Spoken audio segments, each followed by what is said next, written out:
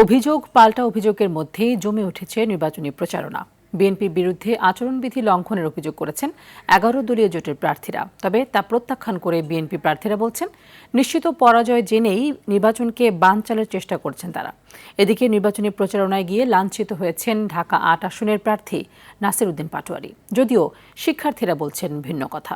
সর্দার রাজীবের রিপোর্টে দেখুন বিস্তারিত। আমন্ত্রিত না হয়েও সকালে রাজধানীর হাবিবুল্লাহ বাহার কলেজের পিঠা উৎসবে প্রবেশ করতে চাইলে শুরুতেই বাধার মুখে পড়েন ঢাকা ৮ আসনে ১১ দলীয় জোটের প্রার্থী নাসির উদ্দিন পাটোয়ারি। এরপর কলেজে প্রবেশ করলে শুরু হয় ডিম নিক্ষেপ।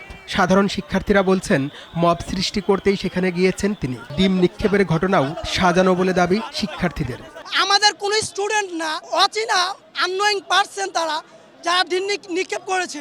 বিশৃঙ্খল ছাত্র এবং বিশৃঙ্খলা নিয়ে ছাত্রীদেরকে উগ্রবাদী বানাতে চাচ্ছে। পরে রাস্তা ব্লক করে কিছুক্ষণ অবস্থান করে পাটোয়ারির সমর্থকরা। তার আগে কলেজ প্রাঙ্গণে ১২ তারিখ ভোটের মাধ্যমে সবাইকে জবাব দেওয়ার আহ্বান জানান নাসির।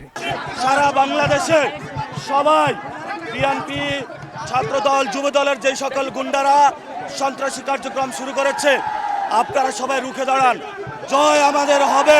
এ ঘটনার জন্য বিএনপির হাইকমান্ডকে দায়ী করে অভিযোগ করেন এনসিপির আহ্বায়ক নাহিদ ইসলাম। আমরা স্পষ্টভাবে বলতে আসছি, হুঁশিয়ারি দিতে আসছি, যদি আঘাত আসে তাহলে পাল্টা আঘাত আসবে। যদি নির্বাচন কমিশন নীরব ভূমিকা পালন করে, যদি পুলিশ নীরব ভূমিকা পালন করে, তাহলে আমাদের পক্ষ থেকে যা করণীয় আমরা তা করব। এদিকে ঢাকা ৮ আসনের মালিবাগ এলাকায় গণসংযোগ করেন বিএনপির প্রার্থী মির্জা আব্বাস। অভিযোগ করেন, সাধারণ মানুষের সহানুভূতি পেতেই এমন কাজ করছেন তার প্রতিপক্ষ।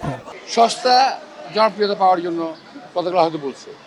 আমার কোনো লোক কথা হামলা করছে না, তবে ওরা উস্কানি দিচ্ছে যাতে হামলা করা হয়।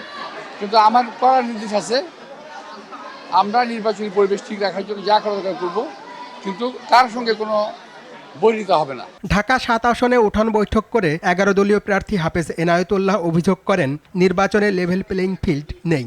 আচরণবিধির ব্যাপারে নির্বাচন কমিশন থেকে বারবার জামাত ইসলামকে তাগিদ দেয়, একটু ১৯ থেকে ২০ হলে তারা ভুল ধরে।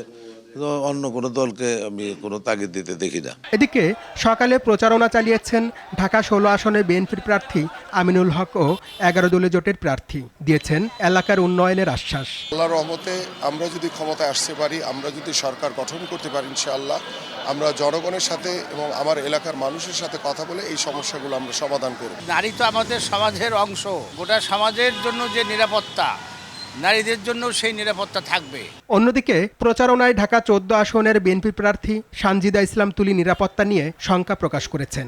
সোশ্যাল মিডিয়া অ্যাসাল্ট থেকে শুরু করে গ্রাউন্ডেও ইদানিং অ্যাসাল্ট করতে ছাড়ছে না। নির্বাচন কমিশন থেকে শুরু করে প্রশাসন সকলকে যেন এটার এগেইনস্টে কঠোরভাবে একটা ব্যবস্থা গ্রহণ করে। এছাড়াও গণসংযোগ করেছেন ঢাকা ১২ আসনে স্বতন্ত্র প্রার্থী সাইফুল আলম নীরব। সর্দার রাজীব, RTV, ঢাকা।